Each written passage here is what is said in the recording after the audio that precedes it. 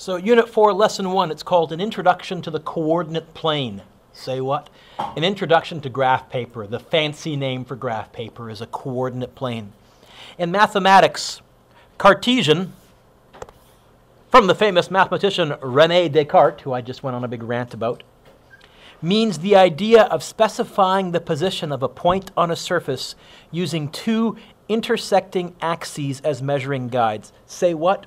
Naomi, it means I can tell you where something is by telling you how many over and how many up or down. How far left, right? How far up, down? But implied in that is I have to tell you where we're starting to count from. I have to put an axis on my graph paper to show you how we're counting. The modern version of the Cartesian coordinate system is defined by two axes at right angles to each other, forming a plane called the coordinate plane. We're using the word plane not like an airplane, Brianna. We're using the word plane to mean a flat surface. And in fact, you can imagine any piece of graph paper, Brianna, goes forever in all directions. It's an infinite plane. We only usually show what's on the paper, but we understand, yeah, you can keep going if you want to. I could have a 20,000 by 20,000 grid and just take up the whole room. The horizontal axis is called the, does anybody remember, you did a bit of this last year, what did we usually call the horizontal axis? We use a letter for it. The horizontal is called the x-axis, and the vertical is called the y-axis. Now you need to absolutely keep that straight. Here is how I remember. You can write this down if you want to, or you can just watch. What are the two letters we've just used?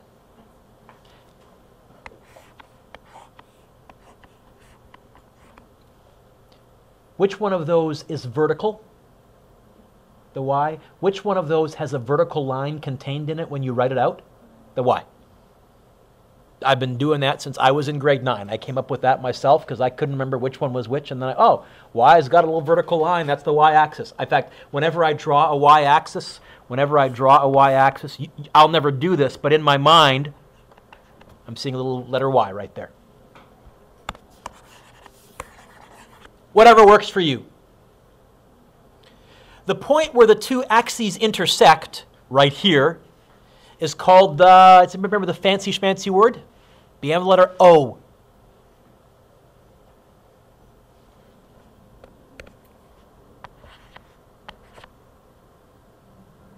Origin. Because it's where everything originates from. And the origin has coordinates. It's labeled, what were the numbers that we used to describe it? Yeah? 0, 0. And we write that 0, 0. Now, if I just write that, that's not a point. I show that it's a point by putting brackets around it.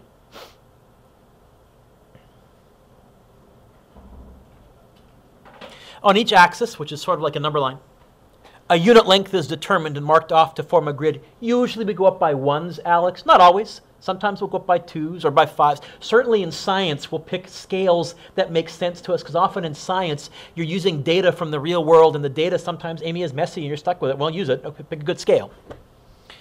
We use a unique of numbers called, we use a unique ordered pair of numbers called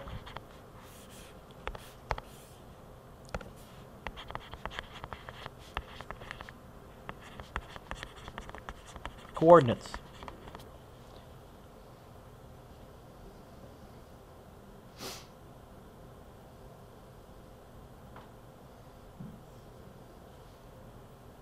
Okay. The first number in the ordered pair, we call them an ordered pair, by the way, Ashley, because it matters what order you write the numbers in. 1, 3 is very different from 3, 1. So unlike adding, when 3 plus 1 is the same as 1 plus 3, order matters here. They're an ordered pair. The first number in the ordered pair, it's called the, well, going to get a little technical on you.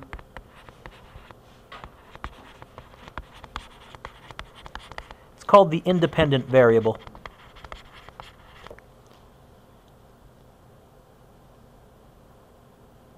And it states the position in regards to the x-axis. How many right or how many left. How do I show that I want to go left? Do you remember from last year? Negative. It's a pretty good system, actually. It's also the foundation of all computer graphics, those of you who do any programming. The second number of the ordered pair is called the, what's the opposite of independent? Dependent. You've used some of these terms in science as well.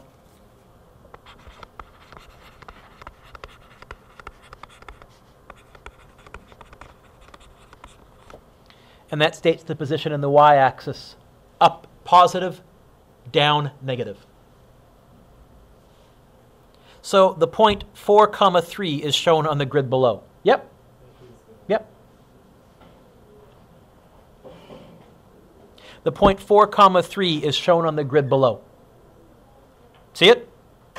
How do I know that that's correct? The first number is the x-coordinate, the independent variable, and because it's positive, Garrett, that tells me count 4 right. Now, a common mistake kids make is they count blanks instead of lines. 1, 2, 3, 4 right. And then 3 means 3 up. 1, 2, 3 up. That's 4, 3. The intersection of the x-axis and y-axis forms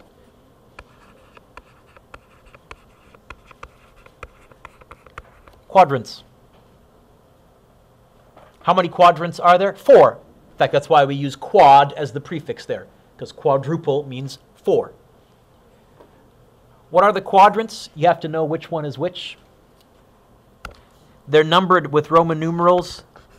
That's quadrant 1. And then it goes counterclockwise. This is quadrant 2. Down here is quadrant, whoop, come on. Come on, pen. Let's try that again. You've probably figured out the pattern. Down here is quadrant 3. And this is quadrant IV, quadrant 4.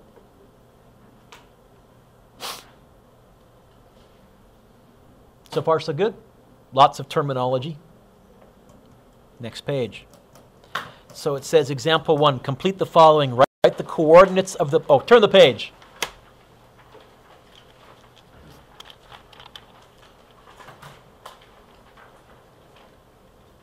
Write the coordinates of the points represented by letters on the grid. Okay. What are the coordinates of point A? What? Comma, what? Is it 1, 2, or is it 2, 1? Because that's the most common mistake.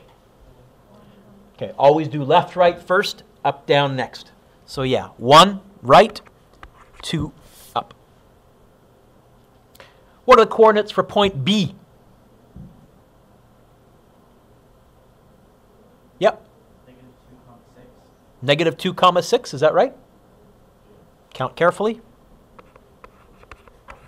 Try filling in C, D, and E on your own, and then add point P, 4, 3 on your own. I'll do them up here. Let's see if we get the same thing.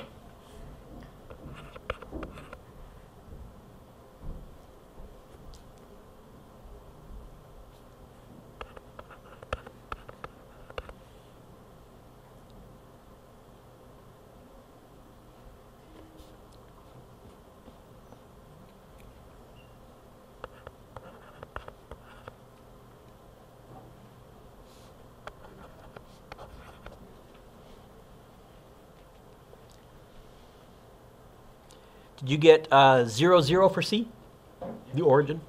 Negative 3, comma, negative 5. E, negative 5, comma, 0 high. Means you're on the ground. And then point P, 4 over 3 up. B says, write the coordinates of the point in the second quadrant. Which point is in the second quadrant? B.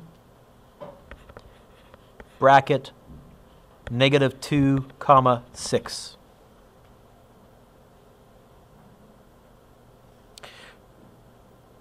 C says, write the coordinate of the point in the fourth quadrant. Which point is in the fourth quadrant? F, oh, we haven't used that one yet. 5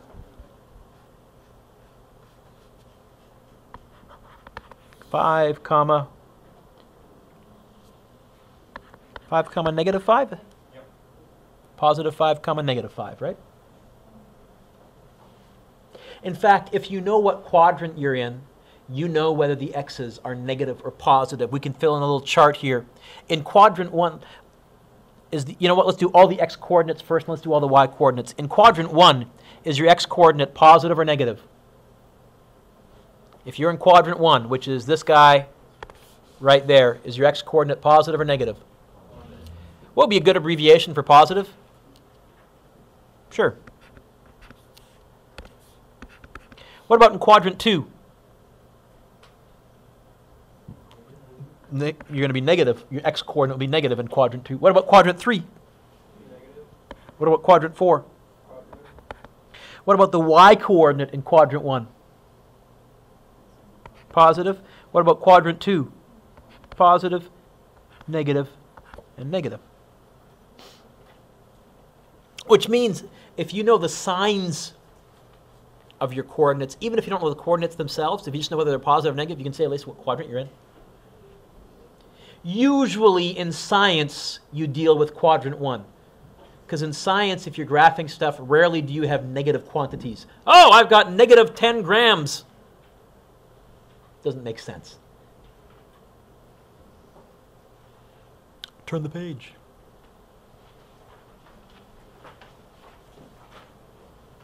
What we want to do is we want to start introducing the very, very bare bones basics.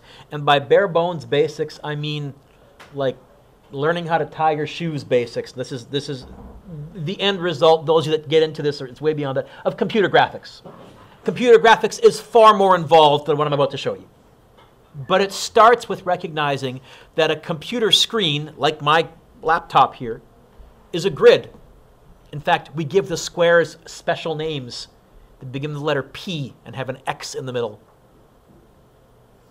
Does anybody know what we call them? Yeah. Pixels. Pixels. You can turn every pixel on and off just like a point on a graph. How many pixels left, right, how wide, and how many pixels up and down? That depends on the resolution of your display. And there are more and more pixels being fit onto a screen now because the technology gets better and better. So, Amy, this is the very start. And we're going to start out with the simplest shape to graph possible. And the simplest shape to graph possible is a line. And the simplest way to graph a line is using a table of values. Show you what I mean. Here is an equation, y equals 2x. How many variables do you see in that equation? It's meant to be really obvious. How many variables are there in this equation right here? How many different letters do you see? 2? Yes? What are the two variables you see? X and y. Hey, I bet you there's a graph. And there's a reason why we traditionally use x and y for graphs. It's shorthand. If I see an equation with an x and a y in it, I think, maybe I can graph this. And I can. I can graph this by using what's called a table of values. I write the letter x, I write the letter y, I draw a line down the middle. And then, Greg, I just plug in nice numbers in for the x. And by nice numbers, I always start with -1, 0, and +1. And then if I need to, I'll try -2, +2, -3, +3. But yeah, just try and start here. If I put a -1 right there, I would have this. Y equals 2 times -1. If I put a -1 in for the x. What is 2 times -1? Yeah. -2. What we're really saying then, Ben, is on this graph, the point -1, -2 is on this graph. Because it fits the equation, Garrett. Because I can generate it from a table of values. Let's plot it. -1, -2. Donk.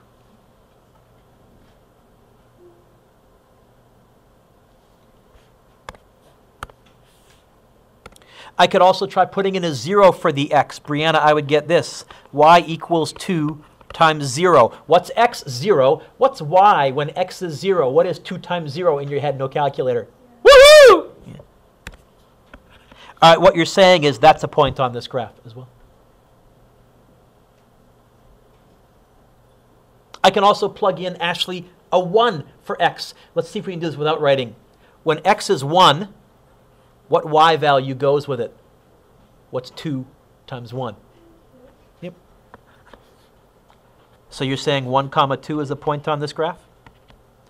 Let's just see if we can fill in a couple of more. And some of these, Amber, you can do in your head. For example, what about when x is negative 2? What goes with negative 2? What if I put a negative 2 in? 2 times, because we're multiplying, right? It's 2 times x. What's 2 times negative 2?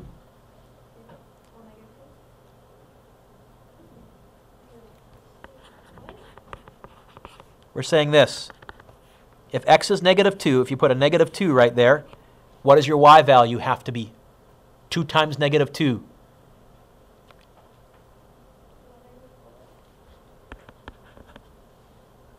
Do you see how we got? Yeah? In other words, negative 2 comma 1, 2, 3. Let's try sticking in, Greg, a positive 2. If I put a positive 2 in for the x, what's 2 times 2, Curtis? Good call. So if I hear you correctly, you're saying 2 comma 1, 2, 3, 4. By the way, what do you notice about these points? What are you sensing? What are you seeing? Are they all random, all scattered everywhere? Curtis did a little kind of a slide. They are on the same line. Why are they on the same line? Because we're generating them from the same linear equation, from the same line equation. Let's try one more. Let's try putting in, Simi, let's put in a 3 for x. When x is 3, what's y? You guys seeing how we're generating these? What we're saying then, Simi, is put a 3 right there. 2 times 3. When x is 3, what's y? You're right. 3, 1, 2, 3, 4, 5. What about when x is 4? What's y? 8. When x is 5, what's y? 10. What about when x is negative 3? Negative. There's a pattern. This forms a line, and we'll connect it freehand or with a ruler. And we put arrows on there to signify, you know what, Alex, we could keep going. What about when x is 1,000, y is 2,000? Am I going to graph that? No, but it's on this graph. Okay. Let's try another one. Here's another equation. Here's another equation. How many variables do you see? 2, x and y. I'm going to do a table of values. I'll try negative 1, 0, and 1, and then I'll try maybe negative 2, positive 2. I'll move out in either direction. Kira, what's negative 1, if I put a negative 1 right there, plus 3? When x is negative 1, y is 2. I'm telling you. That's a point. Negative 1, comma, 2. That's on this graph. What about when x is 0? Jordan, if I put a 0 right there, what value goes with 0 based on this equation? What y value? 3. 3 is right. In fact, just plain old 3 is right. 0 comma 3. 0 left, right, 3 up. Garrett, what value goes with when x equals 1? What y value works? Yep. Oh, spot pattern. We are forming a nice little line here. By the way, I always graph 3 points because that way if one of them doesn't fit, I know I've made a math mistake. Right? Let's try a couple more. You know what? Let's try, how about negative 2? When x is negative 2. What? Sorry? 1? Negative 2, 1? That fits our pattern? In fact, you know what? I'm pretty sure it goes through there, goes through there. I can spot the pattern. Yes, yes? Looks like it goes up 1 over 1, up 1 over 1, up 1 over 1. I think it looks like that.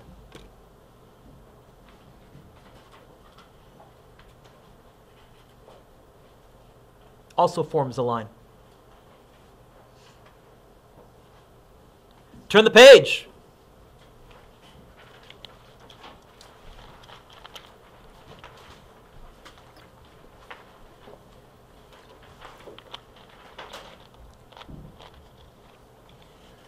All right.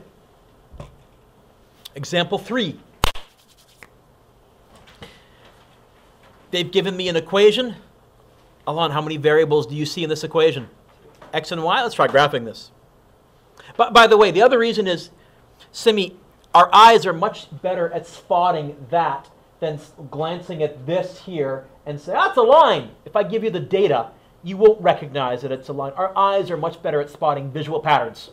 As soon as you saw the, especially for this previous one, Simi, as soon as you saw 3 or 4 of them, you said, I think I know what's going on. Where if I'd just given you that, I don't think you would have said, oh, that's a straight line that goes up 2 over 1, up 2 over 1. I don't think you would have spotted that. So our eyes are better at spotting visual patterns, Greg, which is why we try and turn numbers into a picture. So let's try this one. -1. Put a -1 right there. Now what this means is 2 times -1, take away 1. That's what it says. You can either use a calculator. I'd try and do this in my head. What is 2 times -1, take away 1? Is he right? So you're saying -1 goes with -3? -1 goes with -3? Now, if we're wrong, if we graph a couple of these and one of them doesn't line up, we'll know that's the one that we're wrong on. So I always graph 3. And again, my fallback's Amy. I try -1, 0, and 1. Then I'll try, other numbers if I have to. Amy, let's put a 0 in here. What's 2 times 0? -1? So you're saying that when x is 0, y is -1? When x is 0, y is -1?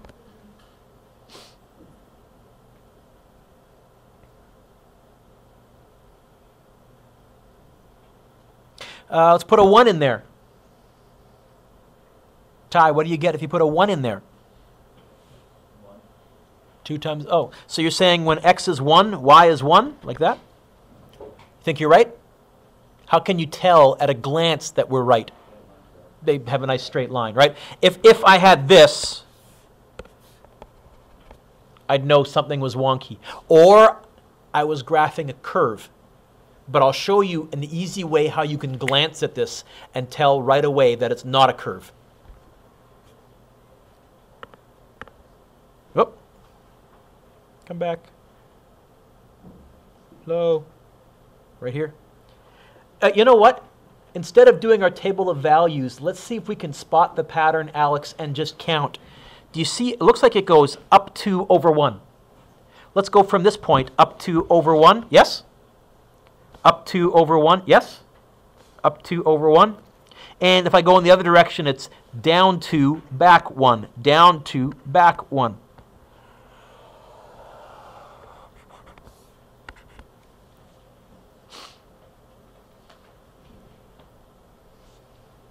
Number 4. This one's a little trickier because they didn't get the y by itself for me. We're going to have to do some math in our head. Say what? I'll show you. What's the first x value, Brady, that they want me to try in my table of values? Okay. Ready? Watch. Don't write this down. Here's what we're saying. -1 plus what equals -3? Can you figure that out in your head just by squinting a little bit? What? You see what I mean? You can actually kind of just think about it and do these in your head a little bit. I'm pretty sure -1 plus -2 equals -3. That's the point, by the way. -1, -2. Dunk.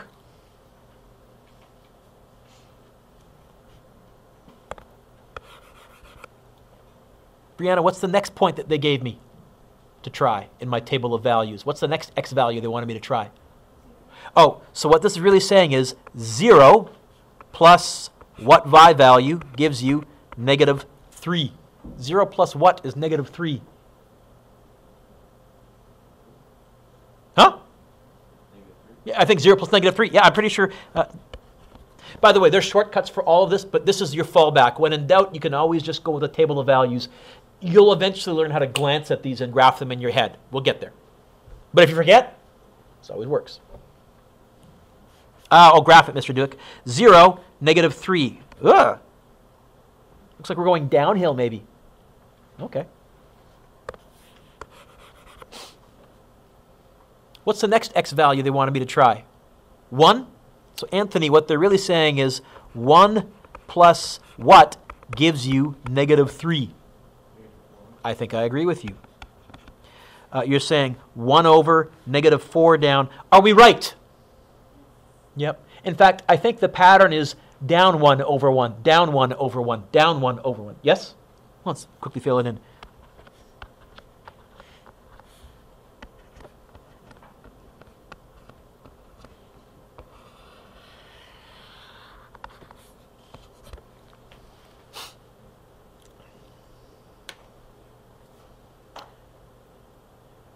Example 5. I can tell you right now example 5 is a curve. What's different about example 5 that tells me that it's a curve? Ben? The x has a exponent. Now, are you ready? I'm going to use math terms. If your x or your y has a degree different from 1, remember degree was the power? It's a curve. Which is actually not too bad a rule to remember. In fact, if you scroll or turn back one page, here's what I wrote. All linear equations will have a variable of x, and I should have said and a variable of y of degree 1. All nonlinear equations, curves, have a variable of x or a variable of y that has a degree of not 1. Weird stuff gives you curves. And I got to be honest, though, the curves are funner to graph. Math 11 and Math 12, you'll learn the shortcuts for graphing curves. Math 10, we're only going to learn the shortcuts for graphing lines. And there are lots and lots and lots and lots of shortcuts. So I've told you it's a curve. Let's see. The first one, y equals negative 1 squared, because that's what it is, x squared. What's negative 1 squared? So this goes through negative 1, positive 1. Gerdunk. Oh, put a 0 in there. Naomi, what's 0 squared? Woohoo! So you're saying this graph also goes through 0, 0. Mr. Derek, this doesn't look like a curve at all. It looks like a nice straight line. Ah. Amy, put a positive 1 there. What's 1 squared? So this graph goes through 1, 1. Now, we would double check our math, but we are right. Oh, I know it's a curve. You know what? We're going to add a couple more points. We're going to add negative 2 and positive 2. What's negative 2 squared? This graph goes through negative 2, comma 1, 2, 3, 4.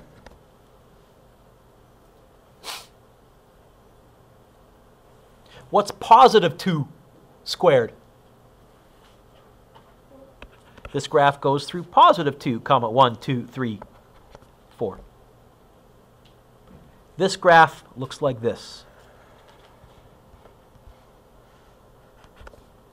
It's a curve. It's sort of a horseshoe. It's not. It's close. It's a fancy graph. It's actually a very, very special graph. It's called a parabola. And you'll spend about a month and a half in Math 11 looking at this graph because it has all sorts of neat properties. You know how I know it's a parabola? What's the degree of the x in the original equation? 2. If it's degree 2, it's a parabola. It's a curve.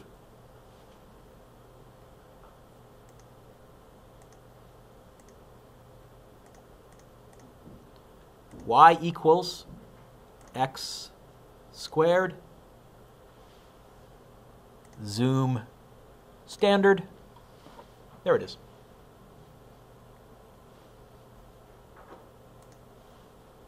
Turn the page.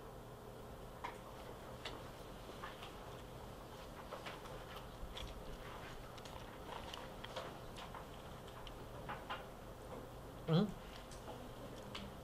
You have to go for... Okay. Give me a second here. Number 6. Curve! How do I know? Because there's funky stuff, there's exponents and things. Okay. Ready, Jordan? What's -1? Try that again. What's -1 squared? Yeah. Take away 5. Yep. And we did the bed mass correctly. We did the exponent first and then the subtraction. Yes? Let's keep going, Jordan. What's 0 squared? 0. Take away 5. -5. Yep. What's 1 squared? 1. Take away 5. 0. -4, you say? Yeah. If you didn't, you just did. Let's graph those. -1, -1, 2, 3, 4. 0, -5. 1, -4. Oh, yeah, it's a curve. In fact, it's that same parabola-y shape. If I want to, I could check with -2 and +2. Curves, Brianna, I always graph a few more points because they're curvy. I need more than 3 to figure out what's going on. -2 squared is 4. Take away 5 would be -1. +2 squared is also 4. Take away 5 is...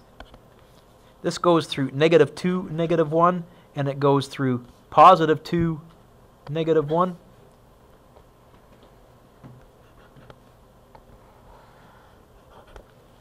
Looks kind of like that. You trying it on your graphing calculator?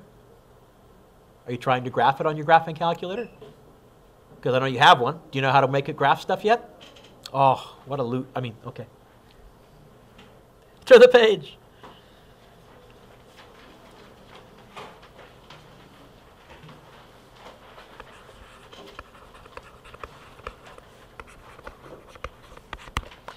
I'm going to pause here, I think. Let me just double check. Let me double check. Yeah, that's about another lesson. So we're going to pause here. I'm going to give you your homework. So your homework, you got 15 minutes. You can probably get most of this done. Complete the following. So first page is for homework. I think you can complete everything here. And then turn the page over. If you unscramble, if you use ordered pairs, you can unscramble the following message. Plot the ordered pair on the grid and then find the message. So for example, if you join 5, -9 to 5, -5. Draw a line connecting the two. If you follow these, you'll eventually write out some letters and you can get the secret message of secretness, messageness. That's your homework. Don't go on to number 4 yet, and don't hand this in. We're going to get to number 4 and following on Wednesday. Any questions at all? You good? You sure? Put your pencils down for 1 second then, please.